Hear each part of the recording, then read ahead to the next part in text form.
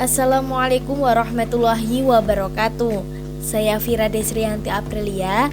Saya di sini akan memberikan tutorial tentang uji hipotesis. Mulai dari uji hipotesis one sample t-test, independent sample t-test, dan paired sample t-test. Tugas 1, uji satu sampel atau one sample t-test. Nilai mata kuliah statistik mahasiswa Prodi KPI angkatan tahun 2018 adalah sebagai berikut. Jadi nilainya ini. Kemudian dari penelitian sebelumnya diketahui bahwa rata-rata nilai statistik mahasiswa Prodi KPI untuk angkatan sebelumnya adalah 85. Ujilah hipotesis yang menyatakan bahwa rata-rata nilai mata kuliah statistik mahasiswa KPI angkatan 2018 adalah 85. Dan notnya, 2 angka di belakang koma kita ganti dengan nomor absen. Tugas 1, uji satu sampel atau one sample t-test. Jawab 1. H0 mu sama dengan 85. H1 mu tidak sama dengan 85. Taraf signifikansinya yaitu alfa 5%. Arah pengujian adalah 2 arah. Taraf nyata pengujian alfa per 2. Nilai kritik dan daerah kritiknya adalah 1,960, di mana DF sama dengan N-1 80 min 1 atau dikurangi 1 sama dengan 79. Alfa per 2 adalah 2,5%, dari 5% dibagi 2. Kemudian kita lihat tabel, munculnya angka daerah kritiknya yaitu 1,960. Daerah ini adalah daerah terima H0. Untuk daerah merah adalah daerah tolak H0 untuk alfa 2,5%. Selanjutnya semua data kita masukkan ke SPSS. Kemudian kita klik analis, pilih menu compare min, kemudian pilih one sample t-test. Kemudian masukkan nilai ke test variable. Di test value kita masukkan 85.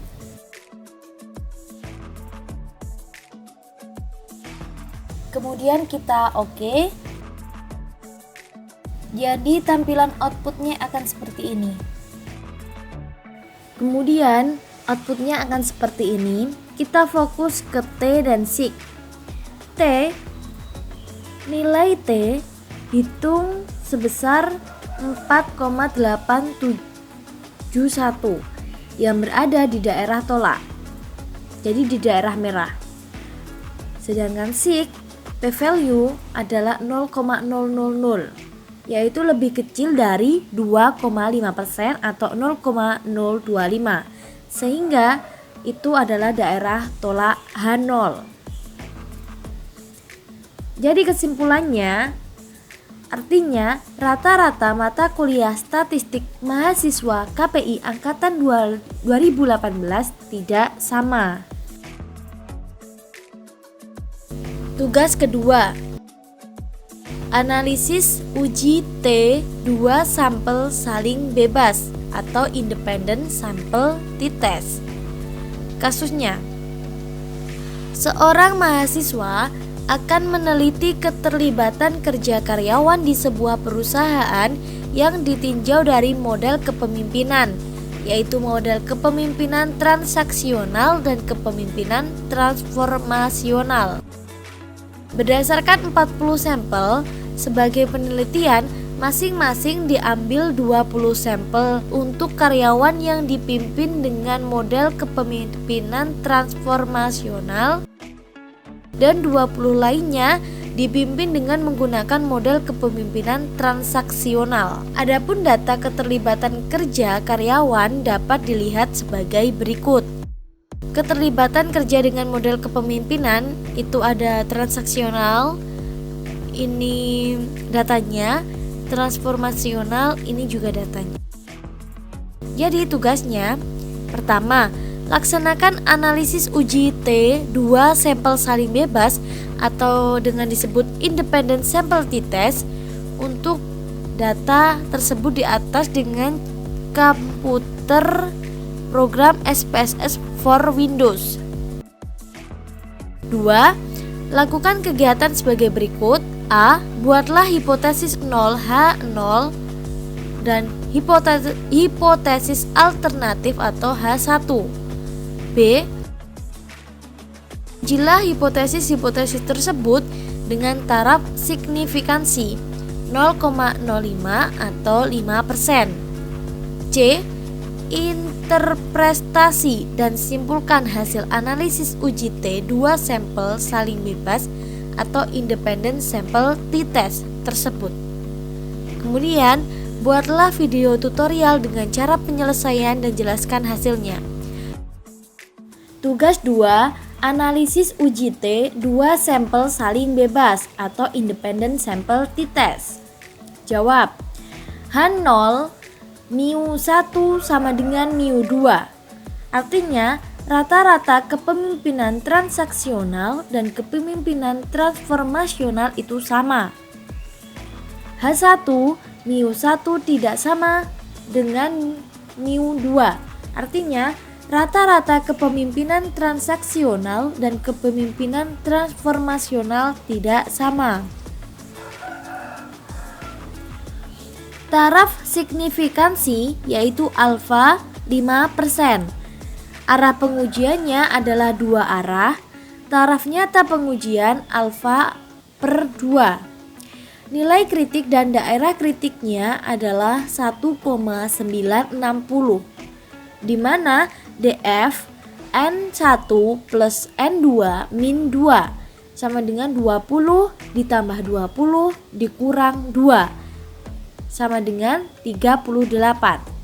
Alfa per 2 sama dengan 2,5, yaitu dari 5 dibagi 5% dibagi 2. Kita lihat tabel dan muncul daerah kritiknya yaitu 1,960. Daerah merah tolak H0 untuk alfa 2,5%, daerah putih terima H0 untuk alfa 2,5%. Semua data sudah saya masukkan ke SPSS. Untuk angka 1 yaitu transaksional, untuk angka 2 yaitu transformasional. Kemudian kita klik menu analis, pilih menu compare min, kemudian pilih independent sample t-test. Masukkan kinerja karyawan ke dalam tes variabel, kemudian masukkan model kepemimpinan ke dalam grouping variabel, kemudian define group, kemudian kita oke. Jadi tampilan outputnya akan seperti ini. Muncul output seperti ini. Kita fokus ke T dan SIG. Kesimpulannya, nilai T hitung sebesar 1,377 yang berada di daerah terima H0. Untuk SIG, P value sebesar 0,177, yaitu lebih besar dari 2,5% atau 0,025, sehingga itu berada di daerah terima H0. Daerah merah tolak H0, daerah putih terima H0. Jadi kesimpulannya, rata-rata model kepemimpinan transaksional dan kepemimpinan transformasional adalah sama. Atau dengan kata lain, pemberian model keduanya belum memberikan dampak yang signifikan.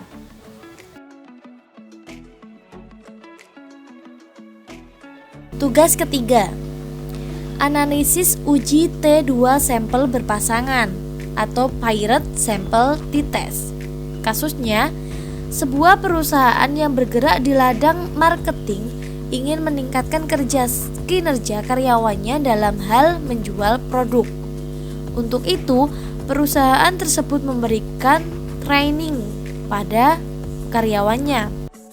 Apabila training tersebut efektif atau tidak, terdapat kemampuan menjual barang untuk dilihat ada peningkatan atau tidaknya peningkatan penjualan barang atau produk. Untuk itu, diambil sampel 40 secara acak pada karyawan di perusahaan tersebut dan diperoleh data sebagai berikut. Ini data hasil penjualan barang antara yang sebelum dan sesudah di training. Tugasnya, laksanakan analisis uji T2 sampel berpasangan atau paired sample t-test untuk data tersebut di atas dengan komputer program SPSS for Windows. Kedua, lakukan kegiatan sebagai berikut. A. Buatlah hipotesis 0 H0 dan hipotesis alternatif H1. B. Ujilah hipotesis-hipotesis tersebut dengan taraf signifikansi 0,05 atau 5%. Interpretasi dan simpulkan hasil analisis uji T2 sampel berpasangan atau paired sample t-test tersebut. Buatlah video tutorial dengan cara penyelesaian dan jelaskan hasilnya. Tugas 3. Analisis uji T2 sampel berpasangan atau paired sample t-test. Jawab. H0 μ1 sama dengan μ2. H1 μ1 tidak sama dengan μ2. Taraf signifikansi yaitu alfa 5%. Arah pengujian adalah 2 arah. Taraf nyata pengujian alfa per 2. Nilai kritik dan daerah kritiknya adalah 1,960 di mana DF N-1 80 dikurang 1 sama dengan 79. Alfa per 2 yaitu hasilnya 2,5%, dari 5% dibagi 2 kita lihat tabel dan muncul angka 1,960. Daerah merah tolak H0 untuk alfa 2,5%, daerah putih terima H0 untuk alfa 2,5%. Semua data sudah saya masukkan ke SPSS. Kemudian kita pilih menu analis, pilih menu confirming, kemudian pilih paired sample t-test. Masukkan sebelum training ke dalam variabel 1. Sesudah training, kita masukkan ke variabel 2. Kemudian klik OK. Jadi tampilan outputnya akan seperti ini. Jadi akan muncul output seperti ini. Kita fokus ke T dan SIG. Kesimpulannya, nilai T hitung sebesar 2,501 yang berada di daerah tolak H0. SIG P-value sama dengan 0,017, yaitu lebih kecil dari 2,5% atau 0,025 sehingga tolak H0. Daerah merah tolak H0, jadi 2,501 itu berada di tolak H0. Daerah putih terima H0. Kesimpulannya, rata-rata kinerja karyawan sebelum di training dengan karyawan sesudah di training itu tidak sama. Atau dengan kata lain, perbedaan kinerja karyawan menyebabkan perbedaan dalam peningkatan penjualan barang atau produk. Sekian tutorial dari saya, semoga bermanfaat. Wassalamualaikum warahmatullahi wabarakatuh.